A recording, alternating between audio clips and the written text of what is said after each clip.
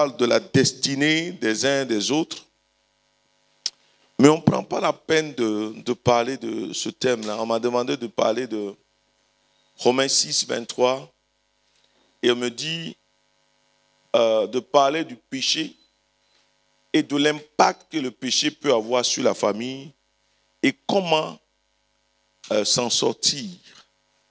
Vous voyez, ça me fait vraiment plaisir de parler de ça.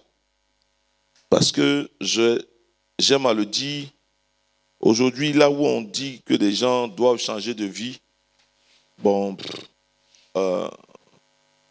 le chrétien se dit, est-ce qu'il faut? Est-ce qu'il doit?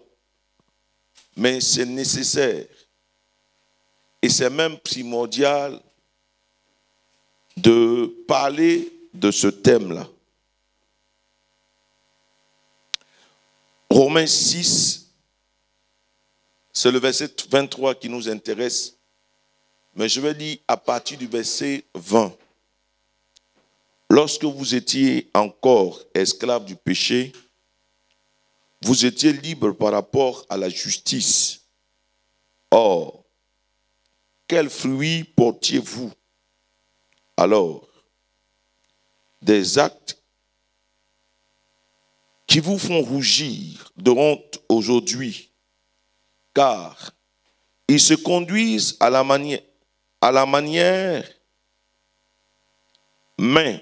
qui conduisent à la mort. Mais maintenant, affranchis du péché et devenus esclaves de Dieu, le fruit que vous portez, c'est une vie sainte. Et le résultat auquel vous aboutissez, c'est la vie éternelle.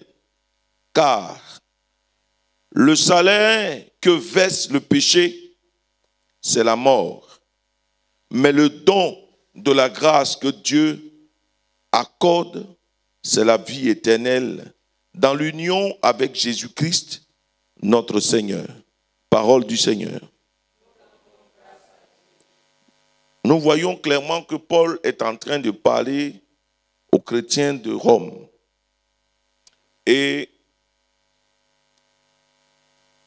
la lettre aux Romains est divisée en deux parties. La première partie qui va du premier chapitre jusqu'au chapitre 10, 11. Et puis à partir du chapitre 12, mais on peut mettre même le chapitre 12 dans la première partie. Et la deuxième partie qui va du chapitre 13 jusqu'au chapitre 16, qui parle de tout ce qu'il y a comme exhortation, ce que Paul recommande. Mais la première partie, c'est ce que le Seigneur enseigne. Et puis la deuxième partie, comment le chrétien doit pouvoir vivre ça. Et là, il est question du péché. Et nous savons que le péché cause beaucoup de dommages à nos vies. Et le péché affecte notre relation avec Dieu. Et le péché est la transgression, est une transgression. Aller contre ce que Dieu dit. Dieu dit d'aller à gauche, nous choisissons d'aller à droite. C'est faire ce que Dieu n'aime pas et c'est une transgression. Et quand nous lisons Ésaïe 59,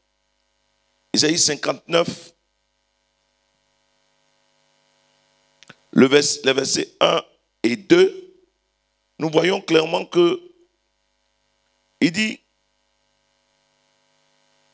mais non, la main de l'Éternel n'est pas trop courte pour sauver, son oreille n'est pas sourde au point de ne plus vous entendre. Ce sont vos péchés qui vous séparent de votre Dieu. C'est à cause de vos péchés qu'il s'est détourné loin de vous pour ne plus vous entendre, car vos mains sont souillées de sang et vos doigts de péché. Les lèvres disent des mensonges, votre langue susurre des paroles perfides. En fait, un jour, pendant que j'étais en train d'exhorter un de mes fils, je lui ai dit, Voilà comment j'ai compris le verset. Dieu veut trop nous bénir. Dieu veut trop nous écouter. Et sa main, il est pressé même de nous faire du bien. Mais qui fait que Dieu ne nous fait pas du bien? Ce n'est même pas Satan. Ce n'est pas Satan. Amen. Autrement dit, la bénédiction de Dieu vient sur la vie de quelqu'un qui décide de marcher selon Dieu. Donc, c'est toi qui crées, c'est moi qui crée, c'est nous qui créons le moyen de la bénédiction. Et souvent, nous disons trop, c'est le diable. Moi, il y a des sorciers dans ma famille, dans la famille des gens ici là. Peut-être même si chacun doit dire ce qu'il y a dans sa famille, il y en a qui vont se décourager, qui ne pourront plus parler. Mais c'est nous-mêmes. Vous savez, le diable n'a pas forcé Ève à prendre la pomme pour mettre dans sa bouche. On n'a pas forcé Ève à prendre. C'est une proposition qu'on a faite à Ève. Et la proposition qui a été faite à Ève, c'est que le serpent lui a dit, est-ce que Dieu vous a dit de ne jamais manger un fruit qui est dans le jardin? Elle dit non. Dieu dit, il ne faut pas en manger, on va toucher l'arbre qui est au milieu du jardin. Et il lui a dit, si vous mangez, certainement vous serez comme Dieu.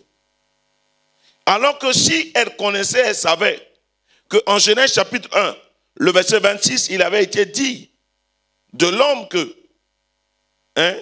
qu'il a été créé à l'image et à la ressemblance de Dieu. Il n'allait pas encore dire que c'est en mangeant une pomme qu'on devient comme. Il est déjà comme. Donc en fait, le diable va venir te faire une proposition. Voilà. Tu sais que le monsieur est marié à l'église. Et puis il dit qu'il est en instant de divorce. Et puis il vient te draguer, puis tu acceptes. Et puis après, tu as dit que tu veux qu'il te marie à l'église. Il ne pourra pas. Il est marié à l'église. Pour divorcer là-bas, c'est compliqué. Donc à la fin, tu as dit que c'est le garçon qui est mauvais. Ou bien le diable m'a mis dans ça. Ce n'est pas le diable. Le péché, c'est faire le contraire de ce que Dieu nous dit de faire. Et on connaît ce qui s'est passé dans la vie de David. Aujourd'hui, on dit aux gens, tu sais, Dieu est miséricordieux, mais Dieu est justice. Hein? Ah oui, je vous dis une chose. Il est miséricordieux. Mais Dieu ne peut pas aller contre sa parole. Ici n'est pas fermé. Dieu ne peut pas aller contre sa parole. C'est pour ça qu'on dit qu'il est saint. La sainteté de Dieu vient du fait que quand il dit que c'est rouge, il ne changera pas d'avis. Et s'il te dit que celui qui a fait telle chose, voilà ce que ça mérite, à cause de sa sainteté, il ne dira pas, je ne veux pas. Et comme Dieu est saint et qu'il tient à sa parole, il a voulu se donner lui-même. Voilà. C'est pour ça que dans l'Ancien Testament, pour couvrir une faute, qu'est-ce qu'on a fait? Quand Adam et Ève ont péché, qu'est-ce qu'on a fait? Ils ont pris des feuilles pour s'habiller. Mais Dieu, pour couvrir leur nudité, qu'est-ce qu'il va faire? Il va tuer 2 animaux. Ça voudrait dire, pour que la faute soit pardonnée, qu'est-ce qu'on fait? On tue un innocent. Et donc, on donne la vie de quelqu'un ou bien de quelque chose pour que la mort, qui est le résultat de tout péché, soit comblée. Donc, pour tout péché, il faut qu'il y ait la mort d'un innocent. Quand les enfants font fétiche, quand les parents vont faire fétiche, on envoie poulet, on envoie mouton. Le mouton qui n'a rien fait, lui va mourir. Toi qui es malade là, le mouton prend ta place et puis on te laisse. Parce que c'est dans le sang qu'il y a la vie. Donc on va donner le sang. Donc, pour qu'on puisse habiller Adam et Ève, on a dû tuer 2 animaux dont on a pris la peau pour les habiller. Il y en a peut-être, ce qu'on a pris, c'est peut-être le carapace de crabe. Donc tu as comportement de crabe. Le crabe, au lieu d'aller tout droit, il fait qu'on a... Donc au lieu que tu ailles tout droit, voilà. Ou bien peut-être que c'est la chauve-souris qu'on a pris pour t'habiller. Bon. Elle est en haut, mais puis elle regarde à terre. La même bouche avec laquelle elle mange, avec la même bouche qu'elle défèque. Donc, déjà, souvent on a des comportements de... Voilà. Même chien, même... Cherche pas chien. Chien même mange pas chien. Aujourd'hui, l'homme mange d'homme. Amen. Et cette réalité, il faut que nous puissions la laisser de côté. Et comme quelqu'un va dire, la chair est faible, c'est pas ça. La chair est faible. Mais le Seigneur nous dit que par la présence de l'Esprit, nous pouvons être à mesure de triompher. Il y a des gens qui disent, si tu m'as provoqué, pour moi, ça ne reste pas à l'étranger. C'est pas ça. Puis toi, tu as insulté ton camarade, puis il va te laisser. Donc si lui aussi, pour lui, il ne reste pas à l'étranger, tu l'attaques, il t'attaque. Et donc vers la fin, ça ne s'arrêtera jamais. Mais le péché, c'est ce qui blesse le cœur de Dieu. Le péché brise le cœur de Dieu. Le péché fait mal à Dieu. En Genèse chapitre 6, le verset 6, nous voyons clairement Dieu est attristé. Dieu a été attristé par l'attitude de l'homme. Genèse chapitre 6. Je vais prendre à partir du verset 4.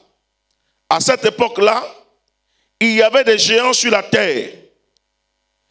Et aussi, après que les fils de Dieu se furent unis aux filles des hommes et que l'un eut donné des enfants, ce sont ces héros si fameux d'autrefois, les Hercules, là, les Goliath. Là.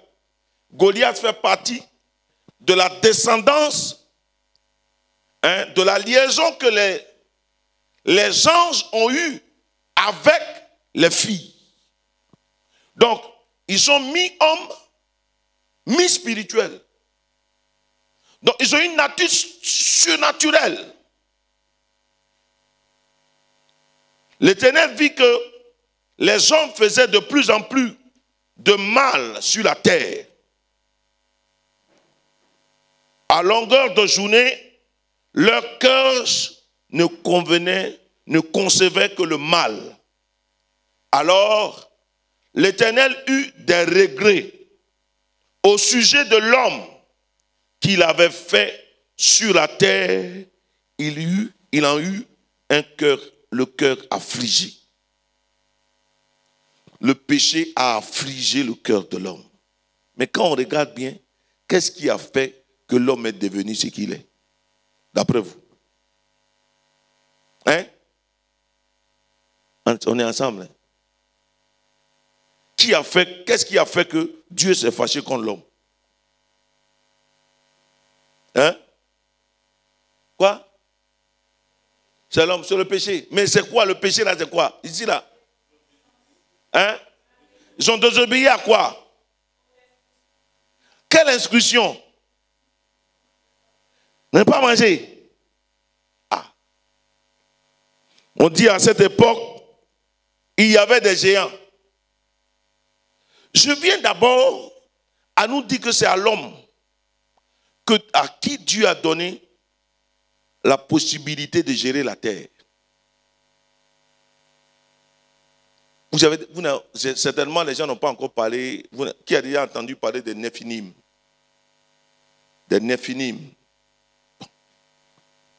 des anges qui, au lieu d'être en haut, ce sont des anges qui sont élevés en puissance.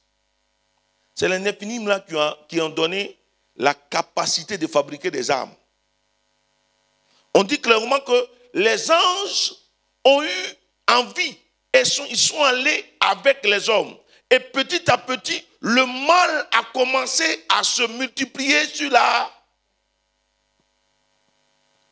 Ces démons-là ont envoyé des mauvaises pensées dans le cœur des gens. Vous avez un gars comme Hitler, comme Mussolini. Il y a des gens qui, à un certain moment, ont été sous l'emprise de certains esprits. Comment quelqu'un peut venir et vouloir exterminer toute une race? Au nom de quoi? Au nom de quoi? Mais certainement, c'est des esprits. C'est pour ça que Paul dit que nous n'avons pas à lutter contre la chair ni le sang, mais contre des principautés. Il y a derrière ces choses-là des démons et des entités qui viennent inculquer des pensées mauvaises. Tuer toute la race noire. Tuer tous les juifs. Mais s'il n'y a pas une entité derrière, mais l'homme va se laisser aller. Et nous nous laissons aller au péché. Et nous sommes dans la culture du péché. Ah oui. Aujourd'hui, il y a des prédicateurs qui enseignent qu'il faut goûter avant de se marier. Hein? Aucun verset ne dit que l'homme doit dire qu'il s'attachera à sa femme.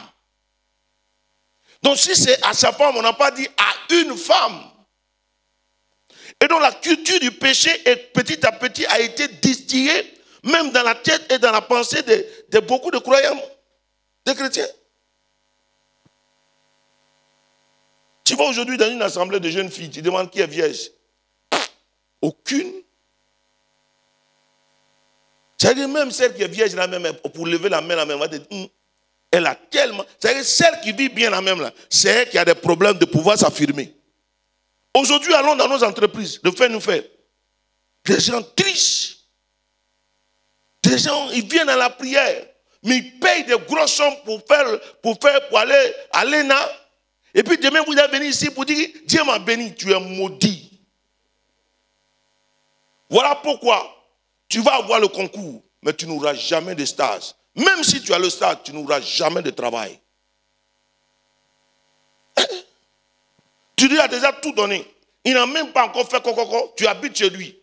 Tu es dans le péché, dans la fornication. Quand quelqu'un veut vouloir parler, oui, vous aimez trop ça. Vous critiquez toujours les autres. Dieu lui-même, il voit, non?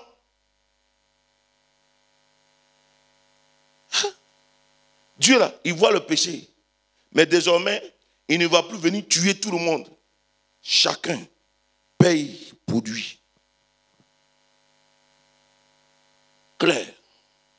Ce que tu fais, tu vas payer ça. C'est vrai, à des moments, Dieu... Ésaïe chapitre 6. La Bible dit que Ésaïe est dans le temple, il rentre dans le temple, il voit un temple élevé. Mais le pan de la robe remplit le temple. Il entend, il voit des anges. Il entend le chant des anges. Saint, Saint, Saint. Mais c'est quand un des séraphins prend avec la pince la pierre chauffée et qui dépose sur ses lèvres et qui dit, ton péché a été expié, qu'il entend la voix de Dieu pour dire, qui enverrai-je? Il y a beaucoup d'entre nous, même quand tu es dans le péché, tu vas entendre la voix des anges, mais tu n'entendras jamais la voix de Dieu. Tu entends Saint, Saint, Saint, Saint le Seigneur, mais tu ne pourras jamais entendre, qui enverrai-je? Donc le péché même fait qu'on ne peut pas entendre Dieu. On ne peut pas rentrer dans sa présence. On sera dans la périphérie, on va entendre du bruit, mais on n'entendra pas le nom, la voix du Seigneur. Oui, je suis béni, et puis on est dans le folklore. Quelque chose ne va pas. Je vais vous dire une chose. Moïse a vu le buisson Adam qui crépitait mais qui ne consumait pas. Il a entendu la voix du Seigneur qui lui a dit, j'ai entendu le cri. J'ai vu, je suis descendu pour le délivrer. Va. Mais pendant que Moïse vient, il vient pour combattre Moïse et Pharaon. Qu'est-ce qui va se passer? L'ange du Seigneur veut le tuer. Et sa femme va couper le prépuce de son fils et déposer au pied de Moïse. L'ange l'a laissé. En fait, il y avait quelque chose dans sa vie qui n'allait pas. En fait, Dieu, même avec des péchés, il peut se révéler à toi. Mais Dieu ne va pas faire. Il ne peut pas aller au combat. Il ne peut pas s'établir dans ta vie pour que tu sois plus que vainqueur tant que nous traînons des casseroles dans nos vies. Nous traînons beaucoup de casseroles. C'est ce qui fait que nos vies spirituelles sont en dents de scie. On a dit non, c'est comme ça. Frère, ce n'est pas comme ça. Ça ne devait pas être comme ça. Je ne parlerai pas d'hôtel d'aujourd'hui. Je ne parlerai pas d'hôtel de nos parents. Non, non, non. Mais il y a des choses qui sont enfouies en nous, ou bien même que nous avons posées comme action, qui causent des dégâts dans nos vies. Jésus a été arrêté parce qu'il a pris le péché du monde. Sinon, tant qu'il n'avait pas encore accepté de prendre le fardeau et le poids du péché des hommes, personne ne pouvait l'arrêter. Personne ne pouvait l'arrêter. C'est-à-dire dans la foule, il pouvait passer au milieu. Mais c'est le jour où il a accepté à Gethsemane d'endosser le péché de l'humanité, on a mis la main sur lui. Le diable arrivera à mettre la main sur nous parce qu'il y a un péché caché. David va jusqu'à dire, pardonne-moi la faute dont je ne me souviens pas. Aujourd'hui, c'est vrai, on n'est plus dans les boîtes de nuit, on n'est plus maîtresse, mais tu mens. Tu mens. Personne ne va me dire ici qu'il n'a jamais menti. On ment. Au téléphone, tu n'es même pas encore sorti, je suis sur la route. Ça, là, on appelle ça quoi?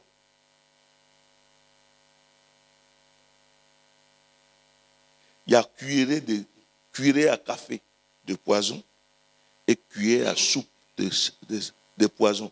Ça va te tuer, mais soupe, c'est-à-dire cuillère à café, là, ça va aller tout doucement et ça va te tuer un peu. Mais de toute façon, vers la fin, tu vas mourir. Donc, c'est vrai qu'on se dit, moi au moins, il y a certaines choses que je ne fais plus. Mais Satan, lui, il s'en fout. Et puis, en fait, c'est quoi? Quand il va aller t'accuser devant Dieu, tu as quel moyen? Tu as quel moyen? Quand on parle de ça, bon, les gens, aujourd'hui, là, bon, je suis heureux qu'elle me dit de parler de ça. Mais avant de te dire comment il faut faire pour sortir, je te dis. Parce qu'en fait, beaucoup d'entre nous, on va à la confession parce qu'on veut communier. On ne va pas à la confession parce qu'on veut communier. Hein. On va à la confession parce qu'on est dans la contrition, parce qu'on sait que le péché blesse Dieu. Est-ce qu'on est déjà allé à la confession parce qu'on sent que mon péché a tellement blessé Dieu que je viens? C'est pour ça que l'acte de contrition, là, ça doit être c'est sur ça qu'on doit pouvoir s'appuyer pour demander au Saint-Esprit de nous révéler ce qui ne va pas. Sinon, tu es venu de me confesser pour dire Seigneur, j'ai menti, mais tu sais que le lendemain, tu as fait. Donc, entre samedi soir et puis dimanche, tu fais l'effort. Et puis dimanche soir, c'est gâté. De toute façon, samedi, j'allais me confesser. Ça devient un acte religieux. Alors que la religion tue. C'est le christianisme qui sauve. La religion, c'est l'ensemble des règles que l'homme met en place pour chercher Dieu. Mais le christianisme, c'est Dieu qui vient vers l'homme.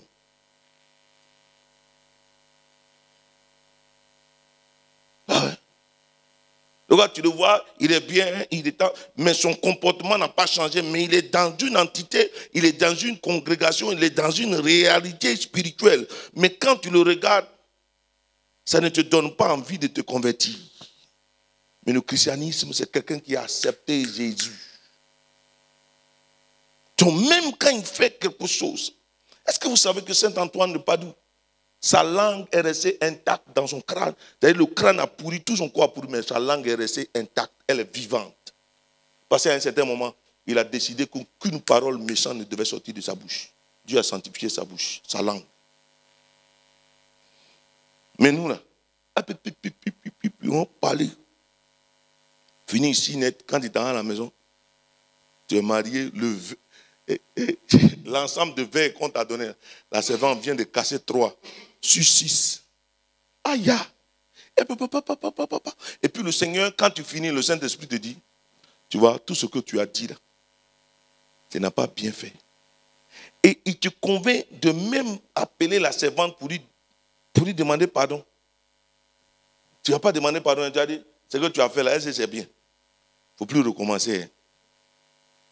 Est-ce que c'est ce qu'on t'a dit de dire?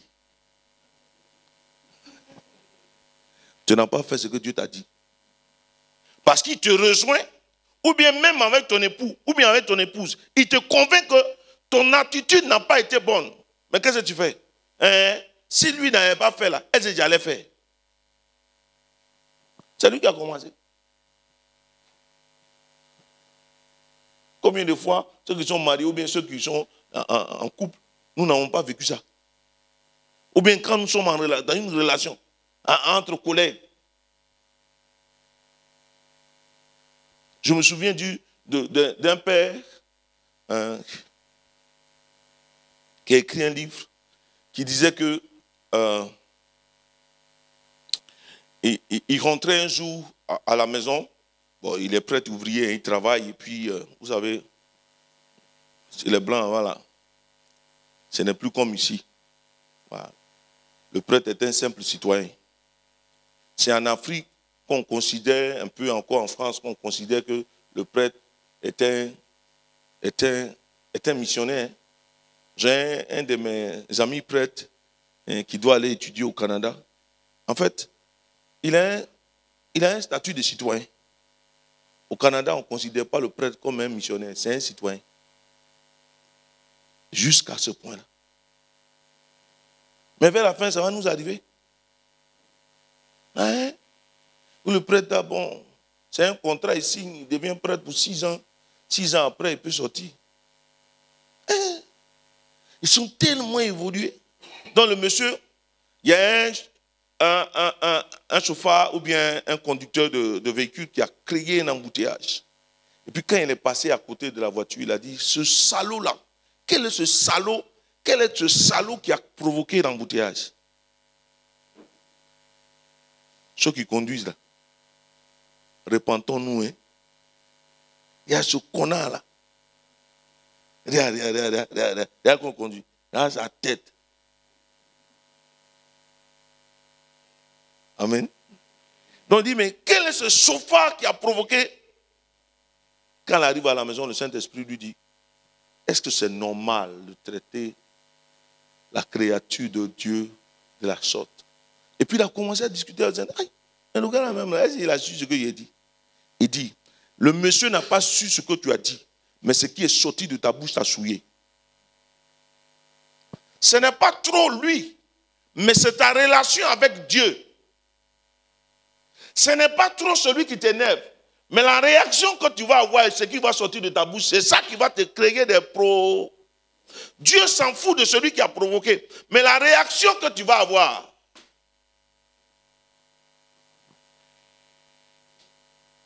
Ah oui, ce que je suis en train de vous dire, c'est des choses que j'ai vécues avec mon épouse. Moi avant, tu me fais quelque chose, je vais te faire mal. Moi avant, je disais, je ne suis pas rancunier, mais je n'oublie pas ce qu'on m'a fait. En fait, ce que tu m'as fait là, tu vas payer, je te fais payer ça, jusqu'à ce que tu te rendes compte que c'est parce qu'il y a 3 mois, tu m'as peut-être dit quelque chose. Mais avant que tu ne te rendes compte, c'est déjà trop tard. Mais aujourd'hui là, si vous voulez aller lui demander, le nombre de fois que moi je lui ai demandé pardon, c'est plus que le nombre de fois qu'elle m'a demandé pardon. Les jeunes femmes aujourd'hui chrétiennes, elles ne demandent plus pardon. Est-ce qu'excuse? Ah. La chose qui s'est passée là, avec le temps, toi aussi. Excuse-moi. Mais quand c'est elle, on doit lui demander pardon, on n'a qu'à lui offrir quelque chose. Mais quand toi tu as tort, tu lui offres quoi? Il n'a qu'à comprendre. C'est pas ça. Mais pour toi là, tu ne comprends pas. Ça là, Satan va s'asseoir dans les couples. Il va vous détruire. Parce que ce que tu viens de faire, il va le faire à contre-cœur. Mais demain, Satan va monter son cœur pour lui dire, quand c'est elle là, voilà ce que tu fais. Mais quand c'est toi, et puis un jour, il va te sortir ça. Et puis tu as dit, quelque chose qui s'est passé il y a 3 ans, c'est aujourd'hui, tu parles de ça. Donc on est ensemble là, tu peux me tuer alors. Donc le monsieur dit, mais le Seigneur lui dit, le Saint-Esprit lui a dit, ce n'est pas l'autre qui a un problème. Ce qui est sorti de toi a suscité, a créé un trouble entre Dieu et toi. Donc, il faut aller lui demander pardon. Puis il lui dit, mais je ne sais même pas c'est qui. Le Seigneur dit, est-ce que tu es prêt à aller demander pardon? Je vais me charger de te montrer qui c'est. Le lendemain, il a dit oui. Le lendemain, il va là où les gens prennent le petit déjeuner. Puis le Saint-Esprit lui dit, voilà le monsieur qui est assis là-bas. Là. C'est lui qui a créé l'embouteillage. Puis il va vers lui et lui dit, est-ce que je peux te parler? Guindé qu'il est.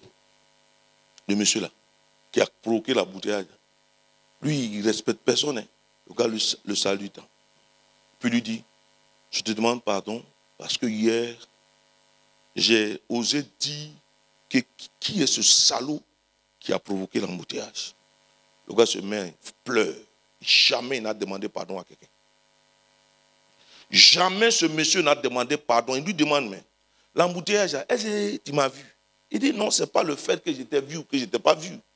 Mais le Dieu que je sais, que je suis, dit, il faut que je fasse ça. Sinon, ça va mettre un poids mort entre lui et moi. Quand nous allons nous confesser là, est-ce que c'est pour communier ou bien parce qu'on sait que ce qu'on a fait a blessé Dieu? Le jour où nous allons répondre à cette question, quand nous allons nous confesser, plus jamais on va faire la même erreur. Parce qu'on se rend compte que ce qu'on vient de faire a blessé le cœur de Dieu. Alors que ce que nous faisons, un enfant, il vient demander pardon parce qu'il veut manger. Son pardon, il demande, c'est intéressé. Vrai, faux? Il va refaire la même erreur. Et puis il va venir te demander pardon encore. Vrai, faux? Mais s'il se rend compte que ce qu'il a fait a blessé le cœur de sa mère et qu'il vient demander pardon, la prochaine fois, il ne voudra plus jamais blesser le cœur de sa mère.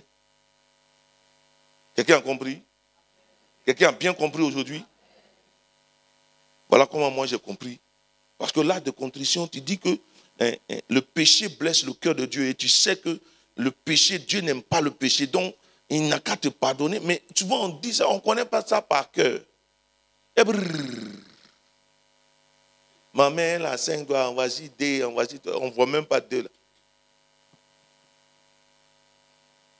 Le péché cause beaucoup de dommages. Le péché fait obstacle à la prière.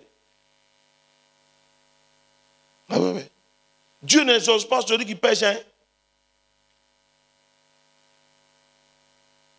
Quand cet homme a été guéri, cet aveugle-né a été guéri, et que Jésus lui a dit d'aller se laver à Siloé qu'il est venu, il a dit,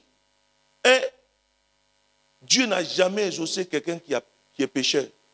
Certainement ce gars-là, c'est parce qu'il est bon. Clair. Mais en fait, le péché nous met déjà hors jeu. Il dit, la main de Dieu n'est pas courte pour sauver, ni son oreille trop petite pour nous entendre. Mais c'est nos péchés qui creusent un fossé entre nous et lui. Donc mon péché va faire que, même si Dieu envoie la réponse, elle ne viendra jamais. Parce qu'en fait, je ne suis pas dans de bons termes avec lui.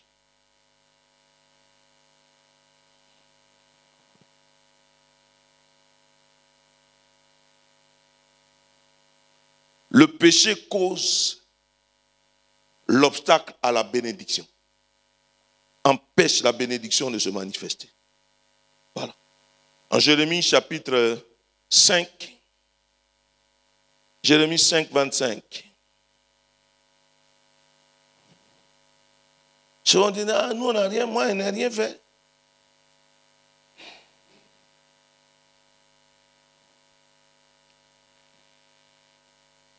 Si je prends le verset 24,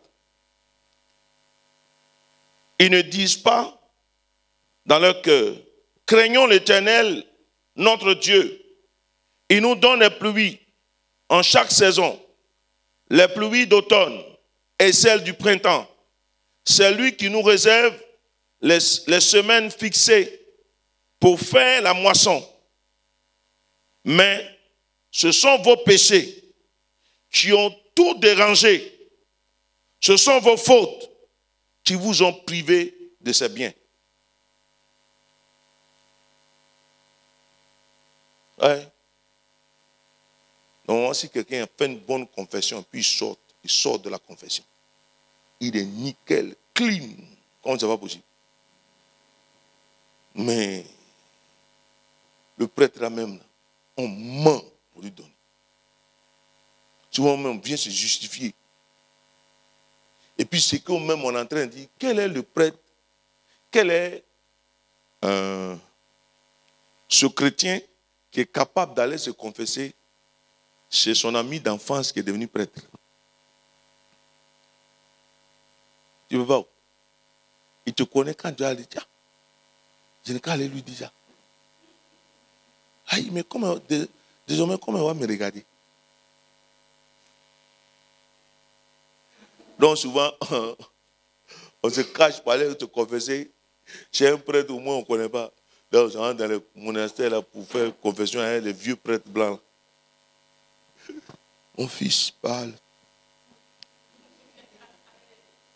Il te regarde même, il ne sait pas qui tu es. De toute façon, tu es parti là, tu ne vas plus jamais revenir.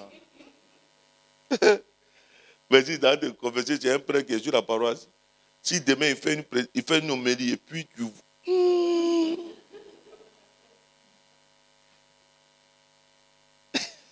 Le secret confessionnel, est-ce que c'est pas le monsieur à moi, l'église, je ne viens plus ici. Ça va ça? Ça va ça? Ah, c'est ça? Qui peut faire écoute en disant, voilà ce que je suis? Jamais. Parce qu'on a l'impression que quand on va faire l'écoute et puis on va dire ce qu'on a fait, on va blesser le cœur de Dieu. Quand tu commettais le péché, Dieu a été blessé. Ce n'est pas quand tu vas parler de ça que ça va le blesser. Quand tu faisais là, c'est là que tu l'as blessé. Oui. C'est là, s'il voulait te tuer, il allait te tuer. Le fils prodigue a manifesté ce qu'on appelle la vraie repentance. Parce que la véritable repentance commence déjà dans le cœur parce qu'on a l'impression qu'on a blessé l'être le Père qui nous a aimés plus que tout. Et on se rend compte que la vie qu'on est en train de mener, on a gaspillé nos vies. Donc on revient vers le Père avec un cœur totalement repentant, reconnaissant, et puis on est prêt à assumer les conséquences et les effets de ce qu'on a fait. C'est-à-dire, si tu veux, renie-moi. Si tu veux, ne m'aime plus. Mais je vais te dire. Ah oui, oui. Parce que souvent on se dit que si je dis à Dieu, frère, David est le roi selon le cœur de Dieu. Pourquoi? Parce que c'est lui qui a été capable de ne pas tourner en rond. Mais en fait, le prophète Nathan est venu dire à David quelque chose. Normalement, on ne peut pas dire c'est un roi. Mais il a utilisé la sagesse pour dire à David. Tout à l'heure, toi tu as un micro là-bas, non? C'est le seul micro?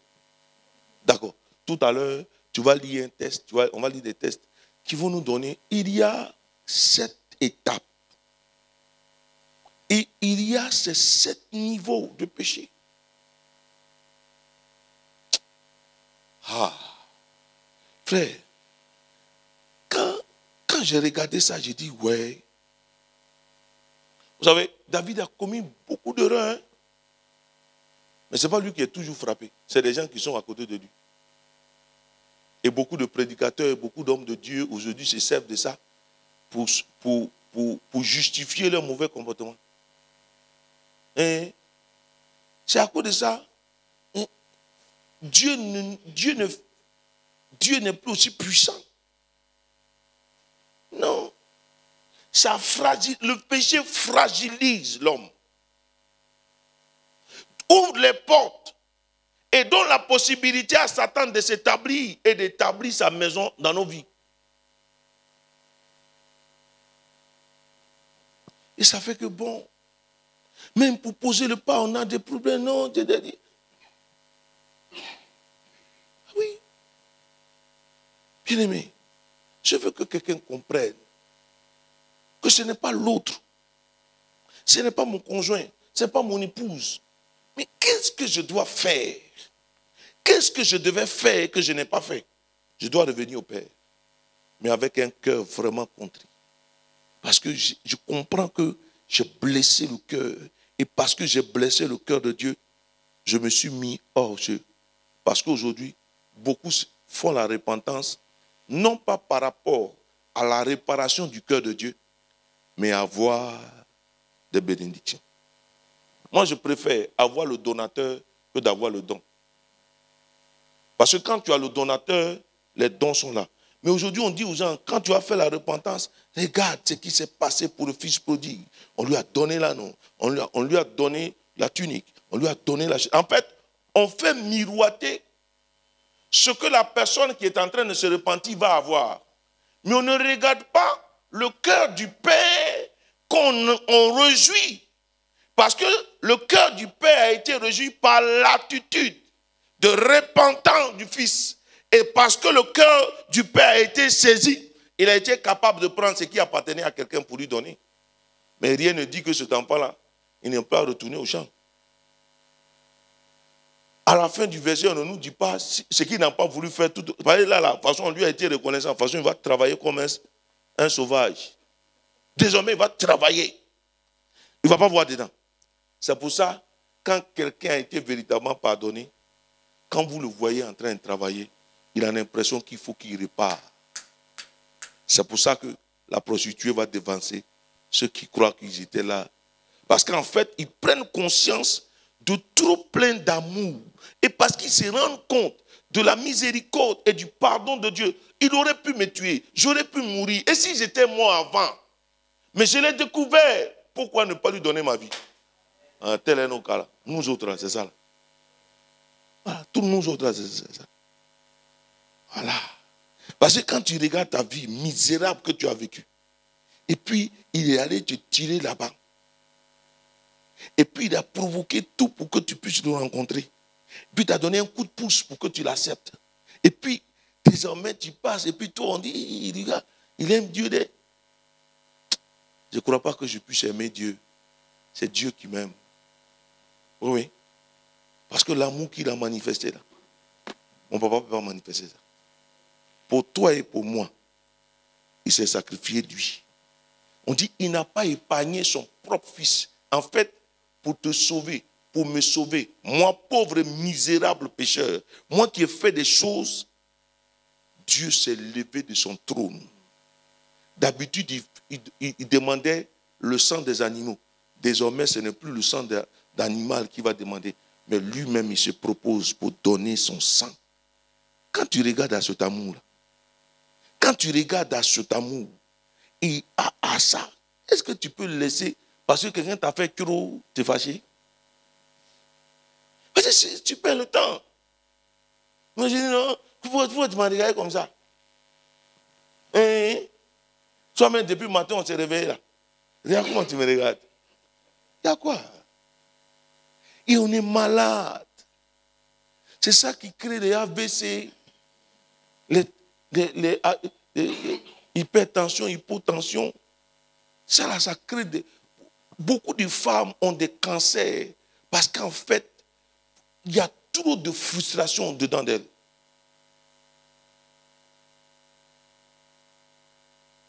Parce que quelqu'un t'a fait, quelqu'un te dit, je ne suis plus fan de toi. Est-ce que tu es une star, tu chantes ou bien tu joues ballon? Pour dire que comme je ne suis plus fan. Est-ce que toi, tu es venu sur la terre pour créer fan club? Donc si dans le fan club, quelqu'un s'est enlevé, Dieu merci, ça c'est ennui de moins. Quelqu'un dit, il ne veut plus de toi. Vous n'êtes pas marié, vous le laissez. Laisse, il n'a qu'à partir. C'est vous qui dites tout laisse, non? Tout laisse. Si Dieu dit, en fait, on a plus mal quand l'homme dit qu'il nous laisse. On a plus mal quand on ne sent pas l'amour d'un homme. Mais on n'a pas mal quand on ne sent pas l'amour de Dieu. Femme peut pleurer parce que mon chéri, depuis le matin, ne m'a pas appelé. Ah! Oreille, ils vont t'appeler dans ton oreille 45 minutes et puis ils vont te donner problème d'audition. On t'a soulagé. Moi, souvent, je m'assois et puis je me dis, waouh, je me dis souvent, je suis assis et puis je me dis, si on ne m'a pas appelé la journée, mais je suis content. Parce que souvent, on m'appelle.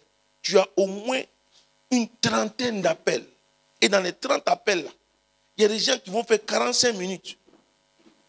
Tu mets ici, tu enlèves, tu mets ici, tu enlèves, tu déposes, tu prends, tu soulèves, tu fais.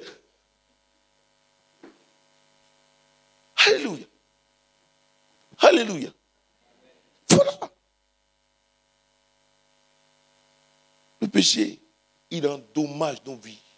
Il endommage la relation. C'est pour ça qu'il dit tous ont péché et sont privés de la gloire de Dieu. Le péché nous prive de la gloire de Dieu. Mais la gloire de Dieu, c'est la présence de Dieu. Et là où la présence de Dieu se trouve, la puissance de Dieu est. S'il n'y a plus de nos jours et que dans la vie de certaines personnes, il n'y a plus de miracle, ce n'est pas la faute du diable. Excusez-moi du thème. Ça n'a rien à voir dedans.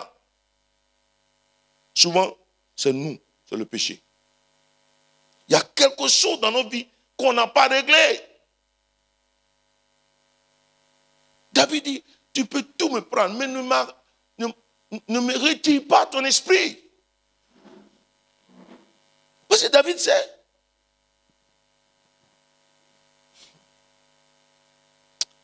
Dieu nous aime. Et la génération dans laquelle nous on est là, Dieu nous aime trop. C'est pas comme dans l'Ancien Testament. Hein. Il y a longtemps, il a fendu la terre. Tu es rentré dedans. Et puis ça se fait un film. Tu n'as pas besoin de ce que tes parents sont sauvés. Tu n'as pas de funérailles. Mais aujourd'hui, là, il nous propose tellement d'éléments. Il nous propose son fils. Il nous propose des frères.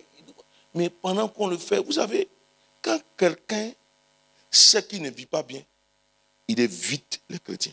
Il évite la vérité. Quand quelqu'un ne fait pas ce qui est bien, il évite la vérité. Parce que les ténèbres savent que là où il y a la lumière, elles vont reculer. C'est tout. Donc, on sait, nous, c'est toi qui vas à l'église là. Nous, on sait, on est déjà perdu. Tu n'as même pas encore parlé. Tu n'as pas encore parlé. Et commence à dire, c'est vous qui dites que oui, moi je suis pécheur. Pour moi, je suis déjà perdu. C'est pas ça. Parce que toi-même, tu sais que là où tu es, c'est pas bon. C'est à cause de ça quand, d'habitude, dans le jardin d'Éden, c'est quand Dieu appelle, on dit, c'est la voix du Seigneur. Adam dit, on a entendu tes pas, on s'est caché. Quand il n'avait pas encore péché, la voix du Seigneur était tellement douce, elle était agréable à leurs oreilles. Mais comme ils savent qu'ils ont fait quelque chose, désormais, même les pas du Seigneur les effraient. On a envie de se cacher. Souvent, on traverse des situations, qu'est-ce que le diable va faire? Il va nous éloigner de l'essentiel. Il te dit, ne fréquente plus telle personne. C'est parce que tu t'en vas là-bas qu'elle a bouge pour te dire. Maintenant, donc, du coup, tu cherches quelqu'un qui a le même comportement et qui vit dans le même péché que toi. C'est avec cette personne que tu marches. Vous créez un réseautage. Un réseau de menteurs, de malfrats et de maudits. Même au milieu de nous, les hommes de Dieu, ça existe. Et on ne veut pas qu'on touche du doigt. On ne veut pas qu'on touche du doigt la vie de certaines personnes. Oh, c'est un homme de Dieu, il ne faut pas le critiquer. On dit, oh Seigneur, oui, on n'a qu'à être miséricordieux. Mais il faut qu'on leur dise la vérité. La miséricorde n'exclut pas la vérité.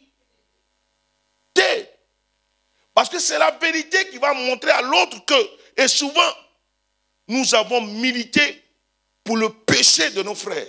Et ça, le péché de nos frères nous a amenés nous-mêmes à être hors jeu. Soutenir la mauvaise attitude de ton frère, tu es en train de pécher comme lui. C'est à cause de ça, il y a beaucoup qui n'aiment pas mon affaire. Avant de manifester la miséricorde, je vais te dire que ce que tu fais n'est pas bon. Frère, c'est ça qui fait. Aujourd'hui, la dernière fois, on va dire non. Le monsieur qui est venu la dernière fois ici, c'est un message que Dieu nous a envoyé. Kangouka veut dire réveille-toi. Côte d'Ivoire, réveille-toi. Le réveil spirituel qu'il y a eu en Côte d'Ivoire, il n'y en a pas eu. Je vais vous dire, où on lève la main et puis les gens tombent sans qu'on les touche, avant que ça ne se manifeste au Nigeria, on était déjà en train de vivre ça ici. Oui, oui. Dans les années 95, nous sommes allés à Djoufou. Une jeune fille était sur la 3e rangée, comme ça, comme la dame qui est là-bas en jaune. Sautée, décollée. Elle n'a pas touché, elle n'a touché personne. Elle est tombée devant ici comme ça, pouf, sans se blesser. Et on a commencé à critiquer pour dire oui, comme moi je suis cousin de Kakou Sévérin, c'est qui m'a imposé les mains. Bon, comme un bon catholique, j'ai dit, ça là, on n'a jamais vu ça dans l'église catholique, on n'a qu'à laisser. Qu'est-ce que les Ivoiriens n'ont pas vécu ici en tant que manifestation de la puissance de Dieu? Mais quelqu'un est venu de loin pour nous amener à comprendre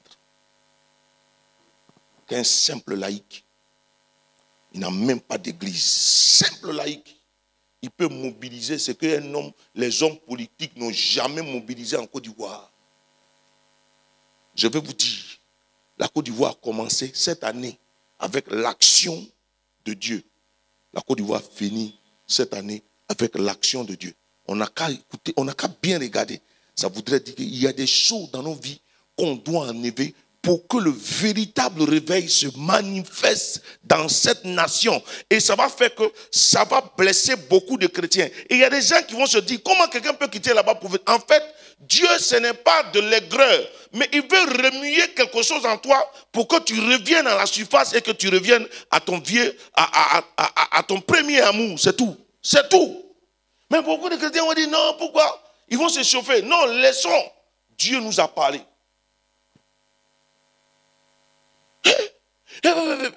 On a fait le week-end qui a précédé ce week-end. Qu'est-ce qui s'est passé en Côte d'Ivoire? Les 50 ans du renouveau.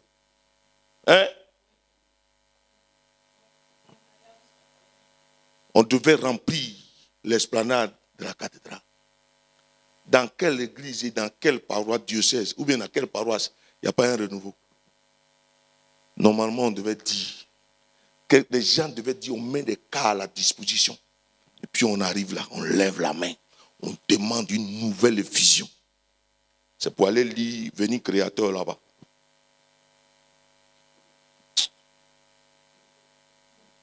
Ah non, non, non, non. On est venu pour un nouveau, c'est un nouveau réveil. Et il y a beaucoup de choses qui se sont passées ici.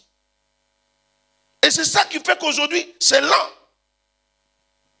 Pourquoi les gens là, quand ils veulent toujours démarrer et faire leur truc, là, toujours c'est ici ils viennent.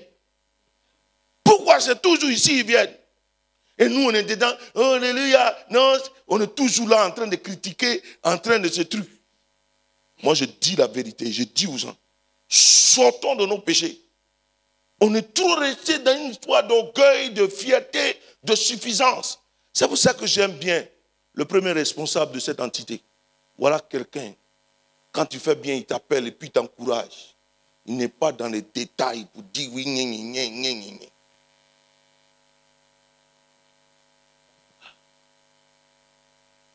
Il y a des gens aujourd'hui, quand ces 50 personnes ne vont pas venir, parce qu'ils sont de renommée internationale. Mon œil. Ça, c'est ça qui fait que l'œuvre de Dieu a pris du plomb ici. Et nous avons pris du plomb. Parce que tout ce qui nous intéresse, j'ai voyagé, j'ai un visa, j'ai marié, j'ai un enfant. Le règne de Dieu, tu mets ça où? Tout ce qui nous intéresse, c'est nous. C'est-à-dire que nous sommes devenus l'épicentre de toutes choses. Ce n'est plus Dieu qui est au cœur. Ce n'est plus le règne de Dieu qui est au cœur. Mais c'est pour ça qu'on pêche. Parce qu'on pense que même si je viens de forniquer et que j'ai prié pour quelqu'un qui l'est guéri, c'est la miséricorde de Dieu qui fait qu'on est sauvé de temps en temps. Qu'on n'a pas honte. Hein. Mais si on vivait cette vie selon Dieu, frère, on n'a pas besoin de parler. Ta présence seule suffit pour que les guérisons et les délivrances opèrent. Tu sais, tu gères 3 bureaux et puis c'est toi qui vas venir prendre un micro pour venir parler. Satan dit, je t'attends. Quand tu finis net, tu es chez femme. Scandale. Pouf. Tu on dit non, c'est pas lui, c'est les filles qui l'ont provoqué. Si la fille s'est déshabillée devant toi, tu es obligé de faire. Tu es obligé de faire. Si tu as fait, c'est que toi-même tu avais envie.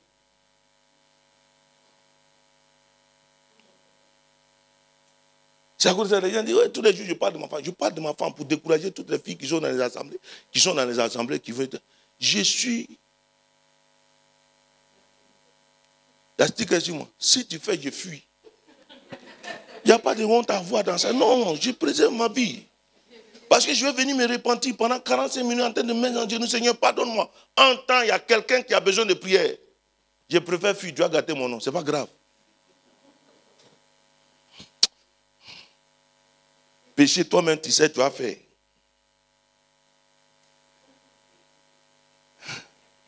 Faut quitter la vite. Ah oui, oui. Une fois, j'ai été invité par une jeune fille là. Ça, c'est le prototype de femme que j'aimais quand j'étais dans le monde. Mon œil. J'arrive. Elle dit, moi, il faut coucher avec elle. De coucher avec elle au moins une fois. Ah, on est seul, deux dans la maison. Elle est en forme comme ça. Hein? Puis j'ai dit au Seigneur, mais qu'est-ce qui n'a pas marché? Puis il me dit, bon, il faut lui dire que toute chose se prépare. Que comme je ne m'attendais pas à ça, donc la prochaine fois, je suis sorti là-bas, j'ai fui. Aïe. Elle a dit à ses cousines qu'elle m'a demandé de l'aide, puis moi j'ai refusé. Et donc, ses cousines ont commencé à me dire, toi, tu n'es pas gentil. J'ai fait un rassemblement, entretien avec toutes les filles, toutes les cousines. Je leur ai dit, votre soeur là, elle dit que c'est pas, je ne suis pas gentil, je ne veux pas l'aider, non. Elle a voulu coucher avec moi. Et comme j'ai refusé, c'est à cause de ça qu'elle dit ça. Moi, j'ai dit pour moi. Parce que tu ne peux pas mentir sur moi. Et donc, c'est sur moi. Je lui ai dit, hey, voilà, votre soeur avait couché avec moi, comme j'ai refusé, j'ai fui. Et puis elle dit, hey, tu n'as même pas honte. J'ai dit, hey, je vous dis la vérité. Ah oui. Parce que ce péché-là, ça va causer du tort à ma famille, à mon couple. David a commis le péché avec qui? Bathsheba. Mais avec comment le péché est né? La Bible dit, premier élément, au lieu d'être au front, il était à la maison, il était en train de se promener, l'oisiveté. Veillez et priez pour ne pas rentrer en tentation. Quand tu es en train de faire ce que tu dois faire pour le Seigneur, il y a certaines choses. C'est le péché, c'est l'oisiveté souvent qui entraîne la promadore. Et comment toi tu peux dire à quelqu'un, tu viens voir ta copine, ma chérie, je suis venu te voir, comme je n'ai rien à faire, je suis venu, on va causer. Il faut chasser une telle copine, chasse-la. Il faut chasser un tel ami. Pourquoi? Parce que c'est généralement ces gens-là qui distillent le venin du diable, venir te critiquer leur camarade devant toi. Ce que tu as dit, l'autre là, mais on était ensemble, mais ce qu'elle a dit de toi. Mais en temps, ce qu'elle a dit d'elle, elle ne dira pas. Vous les femmes là, vous êtes forts dedans. Ma CP, je ne te dis pas. Même dans l'œuvre de Dieu, tu vas venir raconter. Vous savez, la calomnie est grave. Pourquoi? Ou bien la médisance est grave. C'est la vérité sur quelqu'un dans le but de lui faire du mal. Tu dis quelque chose qui est vrai sur ta sœur dans le but que le premier responsable ou bien la première responsable de l'œuvre soit d'accord avec toi pour que ton premier responsable, la bergère, regarde l'autre avec un mauvais œil. C'est ça. Ça, c'est des péchés que nous vivons. Ça, il faut qu'on change. C'est à cause de ça, dans mon ministère, mes enfants spirituels ne sont pas dedans.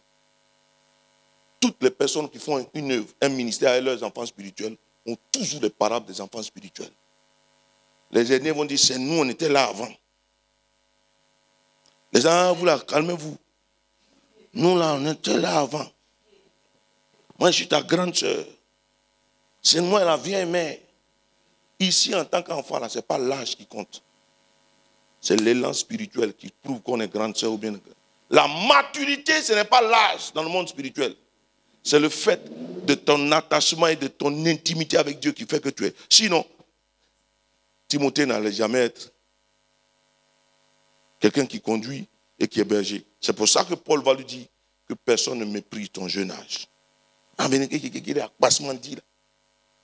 C'est un péché. Raconter, nous toujours qui avons quelque chose à dire sur l'autre.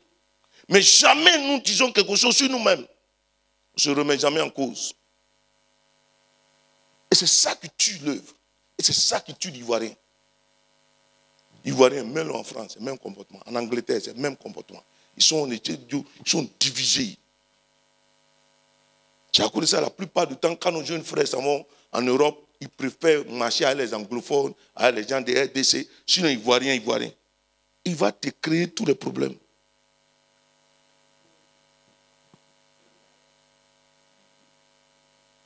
Moi, je venais vous dire, celui qui ne veut pas, n'a qu'à laisser.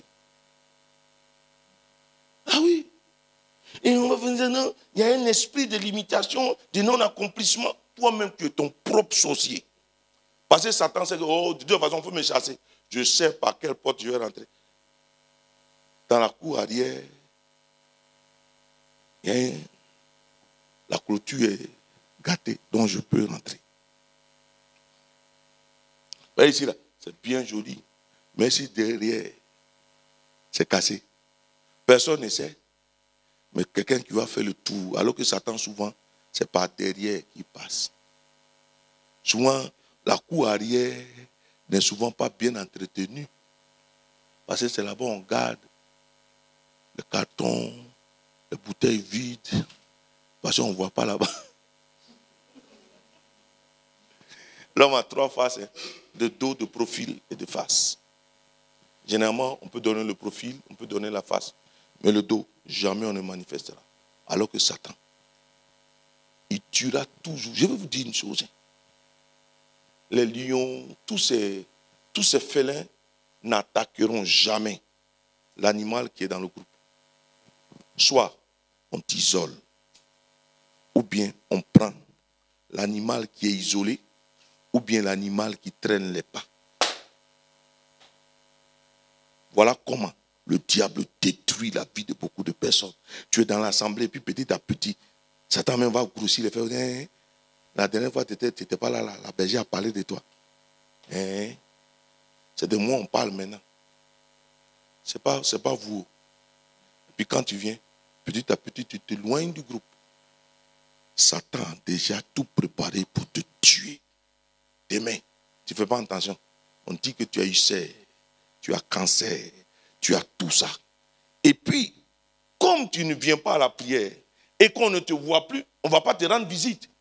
Et puis tu as dit, j'étais malade, personne n'est venu me voir. Alors que toi-même, ça fait 6 mois qu'on ne te voit plus. C'est quand tu es malade, on va venir te visiter. Si tu es dedans, si tu me regardes que tu es dedans, il faut sortir. Répands-toi. Car le Seigneur est prêt pour te sauver. Alléluia. C'est tout ça qui nous fatigue. Sortons de nos zones de confort. Souvent, le péché nous amène à être dans des zones de confort. Au point qu'on a l'impression que, oh, Dieu, lui-même, il sait. Il sait. Mais il y a des choses, il ne collabore pas avec. Il y a des choses, Dieu ne s'amuse pas avec. Surtout le péché. Donc David, au lieu d'aller en guerre, il ne va pas en guerre. Donc qu'est-ce qu'il va se faire? Il se promenait sur le toit de sa maison. Et puis il a vu qui? Bathsheba qui se lavait. Donc comme il est oisif, il n'est pas au front. Il se promène. Dans la promenade, il a vu la femme du monsieur là. Ok? Deuxième péché. La vue. L'oisiveté, ensuite la vue. Et il dit à ses serviteurs quoi? Allez appeler la femme. Il y a eu des collaborateurs, des partenaires qui vont aller chercher la femme. Ok? Troisième. Il prend la femme, il couche avec elle. Ça fait combien? Quand Uri vient, il propose à Uri. Il le saoule. Et il dit à Uri, va coucher avec ta femme. Parce que quand on est saoulé, on ne sait plus ce qu'on fait. Donc s'il va, comme sa femme est venue lui dire qu'elle est enceinte, ok? S'il va coucher avec elle, elle est capable de lui dire, la nuit, cette nuit, avant il y avait gynécologue pour savoir si c'est 9 mois ou maintenant. Oui, comment? D'un péché, on va jusqu'au bout et puis on fait des... Il le saoule. Le gars dit, il ne va pas. Mais comme il ne va pas, qu'est-ce qu'il va faire? Il va pousser les généraux à l'envoyer où? Et on va le mettre devant. Et puis, on le tue. Donc, en fait, c'est au fur et à mesure. C'est que le péché, c'est un... Bon, tu n'es pas marié, tu as fait tant. Tu es venu faire enfant, tu es venu tomber enceinte. Tu ne fais pas attention, tu vas vouloir faire avortement. Mais si tu avais gardé l'enfant, tu n'allais pas commettre le crime. Mais comme le monsieur est marié, bon, marié, mais c'est même pas, tu n'as pas fait tout. Mais tu te dis, l'enfant là, celui que j'ai là, il n'a qu'un an, 8 mois. Mais il avait qu'un an, 8 mois, et puis tu es parti faire quoi avec son papa? Il est petit, et puis tu faisais quoi avec son papa la nuit?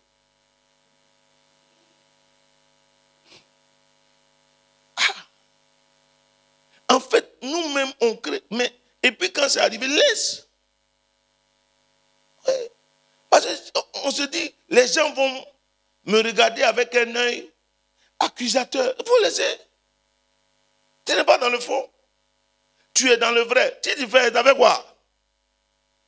Et puis même si tu es dans le faux, et tu laisses. C'est pas pour faire enfant. Ah, tu as fait. Il n'y a pas accident.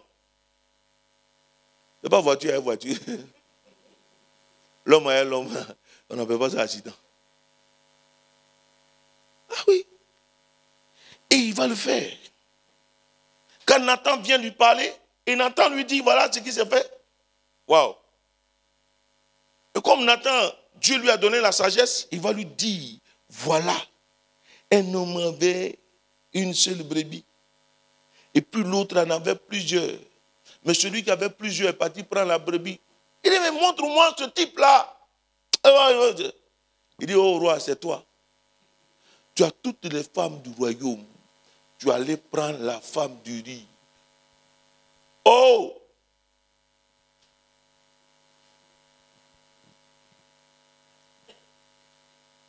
Le psaume 51. Il quitte son trône. Il s'assoit dans la cendre. Il se répand sincèrement. Qu'est-ce qui s'est passé? quand il y a une vraie repentance, quelque chose de sublime et d'extraordinaire se produit. Est-ce que vous avez ça? L'enfant est mort. Mais c'est la femme avec laquelle il a commis l'adultère qui est devenue la reine-mère, parce que c'est Bathsheba qui est la mère de Salomon. Une vraie repentance est capable de réparer les choses. Mais comme on était dans l'Ancien Testament, la faute et les effets de la faute ont persisté dans sa famille.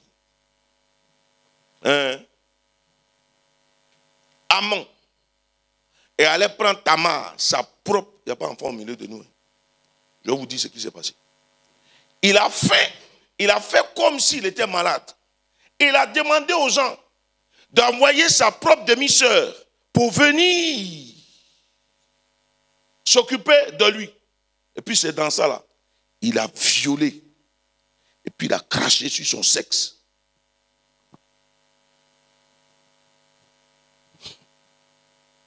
Et parce qu'il a fait, voilà le péché du sexe de son père.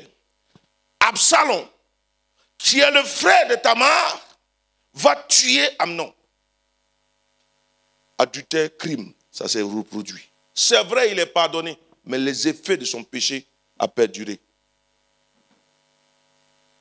Mais gloire soit rendue à Dieu. À notre temps, le sang de Jésus, non seulement le péché est pardonné, mais les effets du péché sont ôtés.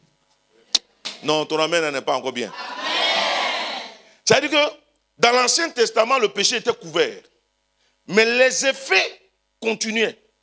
Mais Colossiens 2, le verset 13 et suivant, nous qui sommes baptisés, nous avons été plongés en Christ.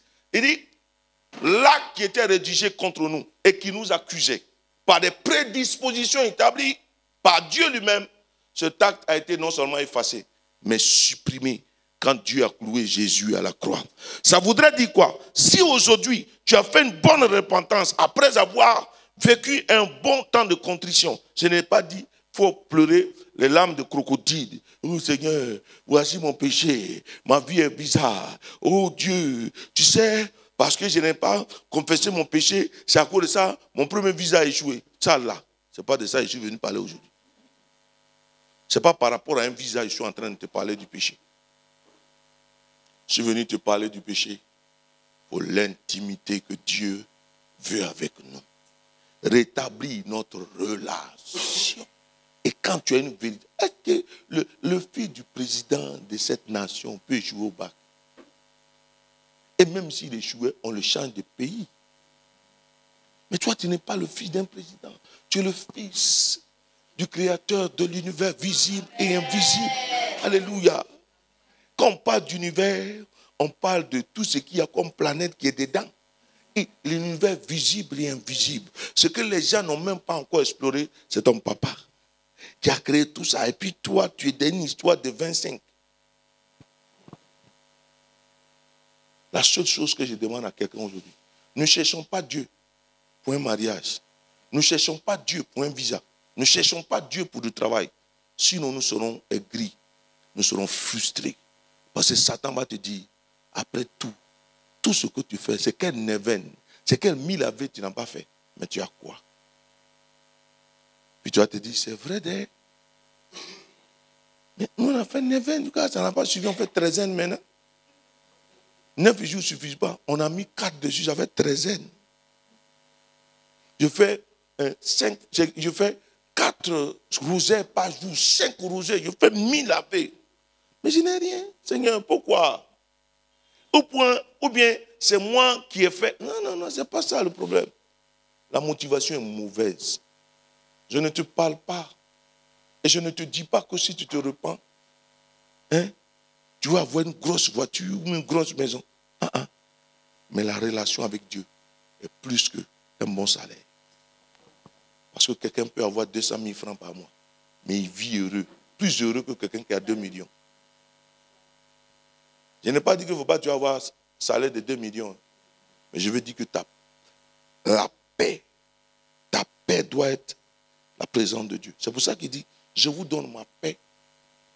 Non pas comme le monde la donne. Parce que dans le monde, donner la paix, ça voudrait dire que la guerre n'existe pas.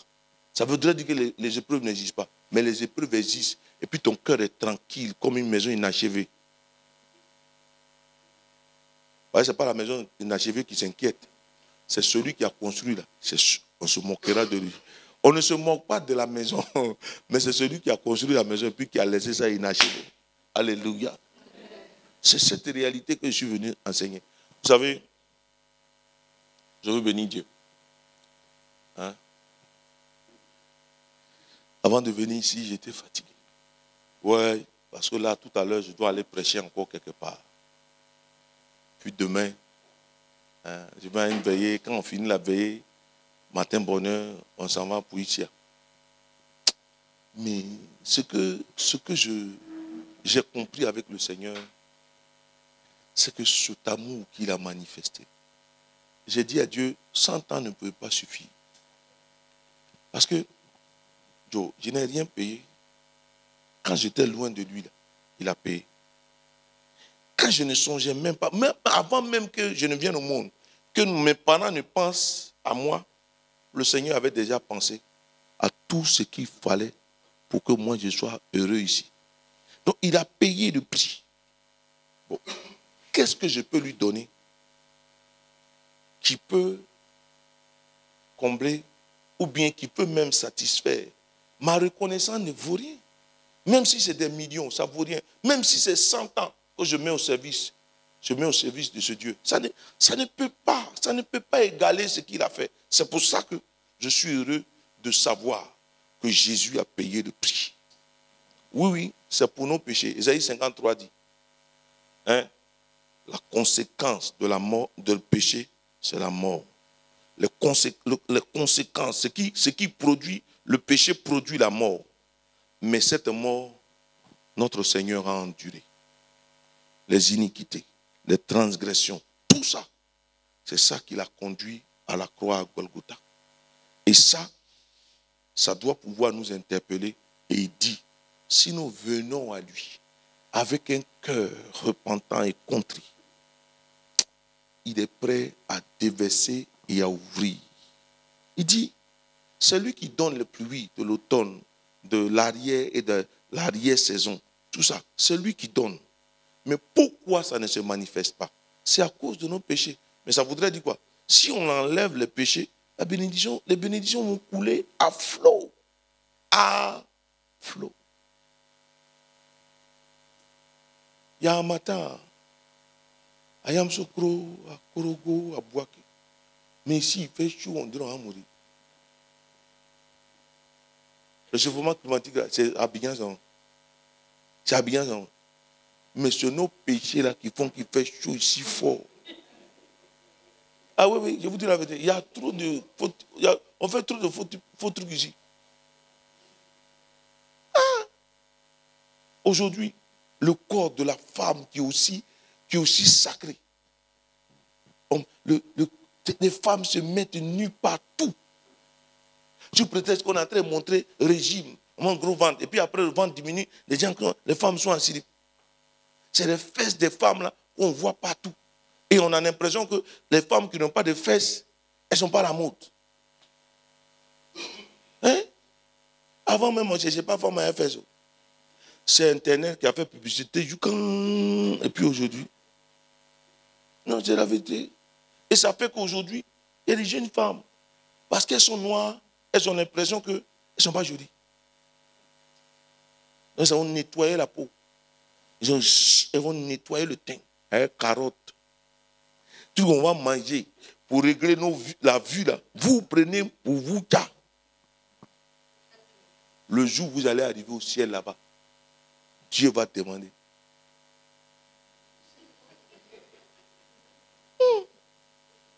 C'est ma fille là. Mais elle était noire, non? On dit, demandons-lui. C'est qu'elle non. On dit, mais en tant qu'est-ce qui n'a pas marché? Vous êtes des gens noirs. Ça là. Vous n'avez jamais vu quelqu'un qui est noir. Puis même si on est noir, c'est l'assemblage de toutes les couleurs qui donnent la couleur noire. et l'absence de toutes les couleurs donne le blanc. Le premier homme, Adam, l'une des définitions d'Adam, l'une des appellations d'Adam, c'était un noir. Le premier homme était noir. Et tous les grands scientifiques, même je peux vous dire, l'alphabet que nous avons aujourd'hui là, c'est les Noirs qui ont imprimé ça. L'Europe n'a pas d'alphabet. C'est les Africains qui ont imprimé ça. Mais au fond, nous on a l'impression qu'on est les Thalès, les Épiclète, les Pythagore. C'est ici. Le théorème de Pythagore, de Thalès là, c'est par rapport aux pyramides. L'ombre de la pyramide là, c'est ça qui a fait qu'on a trouvé le théorème de Thalès. Mais c'est sûr, bon, comme le chiffre pi se trouve dans une pyramide, qui a construit les pyramides? C'est les Noirs. C'est au temps de Ramsès II le Nègre. Clair. Mais au fond, et je vous dis, en Éthiopie, là, les Noirs, là, pourquoi l'Éthiopie n'a pas été colonisée? Parce que l'Éthiopie, avant, il y avait déjà les chrétiens avant. Pour dire que c'est là où il y a les chrétiens que le développement a lieu. Parce que le christianisme prône la vie. Le paganisme tue la vie. C'est pour ça qu'en Afrique, pour honorer les dieux, on tue l'homme. En Inde, en Chine, au Japon, le maoïsme, le taoïsme, tout ce qui est isme là, valorise l'homme. C'est pour ça que ces pays-là sont développés. Mais nous, là, c'est quoi? Ton camarade gagne 2000. Tu es capable de prendre 300 000 francs pour aller chercher un médicament pour ne pas qu'il gagne 2000. Tu allais faire un médicament 2 millions pour embrouiller ton camarade qui gagne 500 francs par jour. Mais si tu n'es pas maudit dans la tête,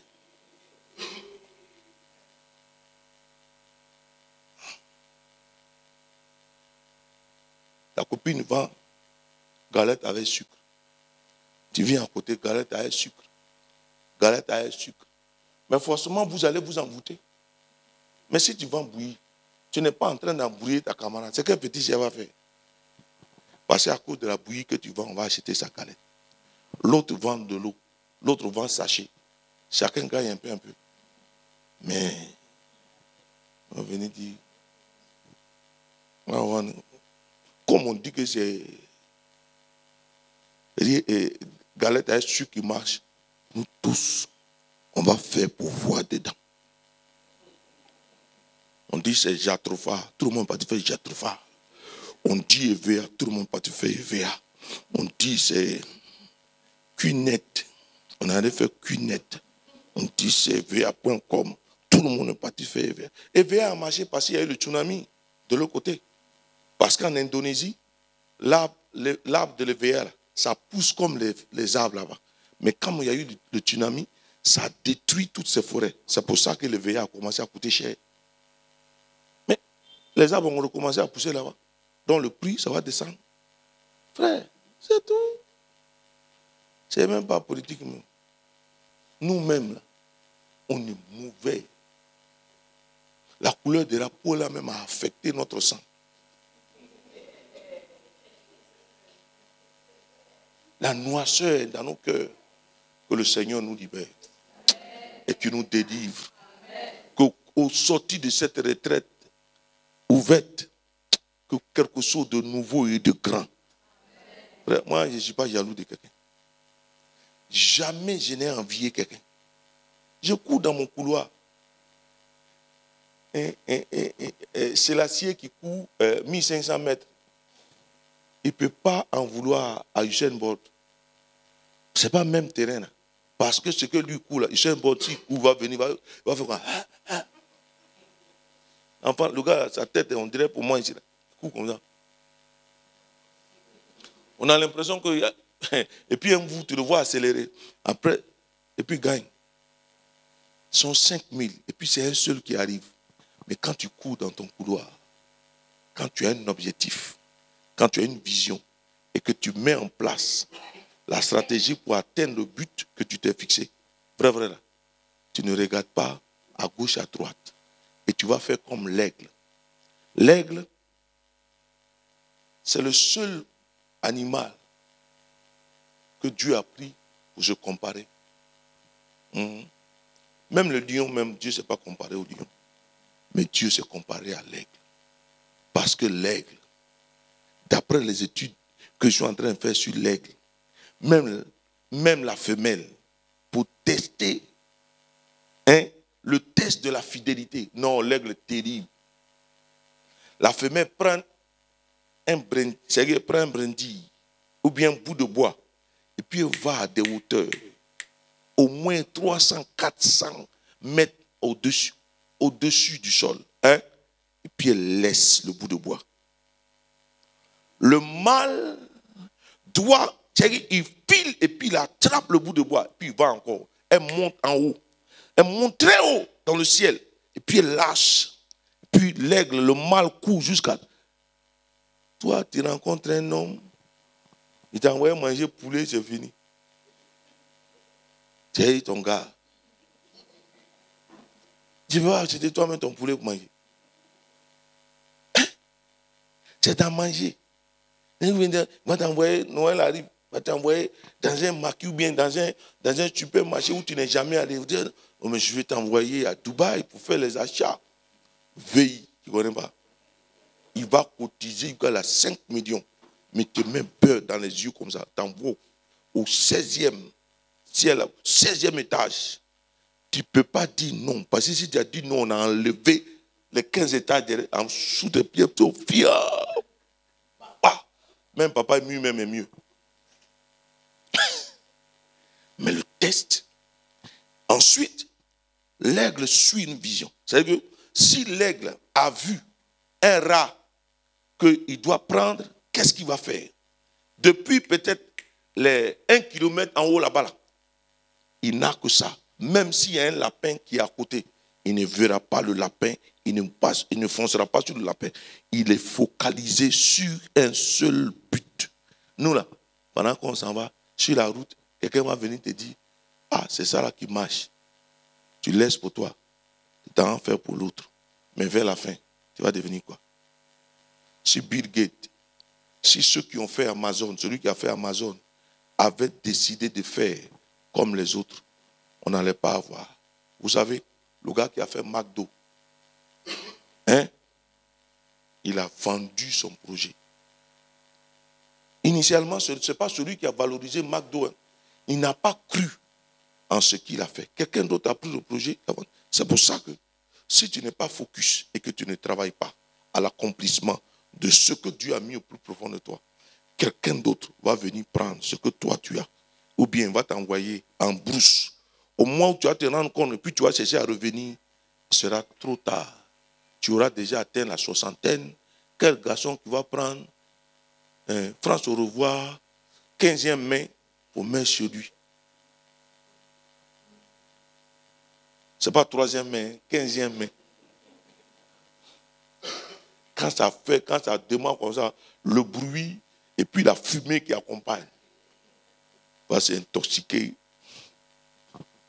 Puis si c'était essence même, c'est gasoil, son gasoil sale.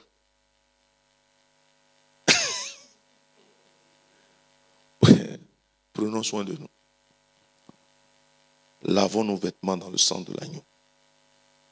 Oui, lavons nos vêtements dans le sang de l'agneau. Parce que celui qui lave son vêtement dans le sang de l'agneau, il devient plus blanc. Il dit, les 144 000, il a dit, d'où viennent-ils? Ils viennent de la grande tribulation. Il dit, ils ont lavé leurs vêtements dans le sang de la... Jean-Baptiste l'a présenté comme voici l'agneau de Dieu qui enlève les péchés du monde. Il vient pour enlever non seulement le péché, mais les conséquences du péché dans nos vies. Que Dieu nous bénisse.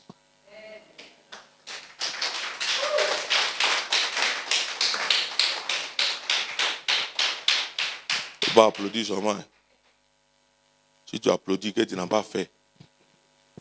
Je ne suis pas un secrétaire général d'un parti politique. Je ne suis pas en pré-campagne. Je suis venu dire, alléluia. Vous voyez, souvent quand nous sommes sonnés, quand on a compris quelque chose, est-ce qu'on peut applaudir? Toi-même, tu es là et dis, si aujourd'hui je meurs là, je vais arriver où? C'est la question qu'on doit se poser. Non pas dire, de toute façon, je serai sauvé. Mais il faut qu'on soit. Et c'est ce que le monsieur disait. Quand il est venu la dernière fois, c'est ce qu'il disait. Renard Bonquet a prié pour lui. Mais c'est 10 ans après, il s'est rendu compte que s'il était mort, et que de toute façon il était en train de gaspiller sa vie là, s'il était mort, il allait partir où? Donc aujourd'hui, là, sa vie est toute livrée au Seigneur. Et je voudrais que, désormais, nous croyons que Dieu hait le péché. Dieu n'aime pas le péché. Et comme notre Père n'aime pas le péché, nous aussi, on doit tout faire pour que nous ayons une haine viscérale contre le péché. Et petit à petit, la réalité du ciel va se manifester.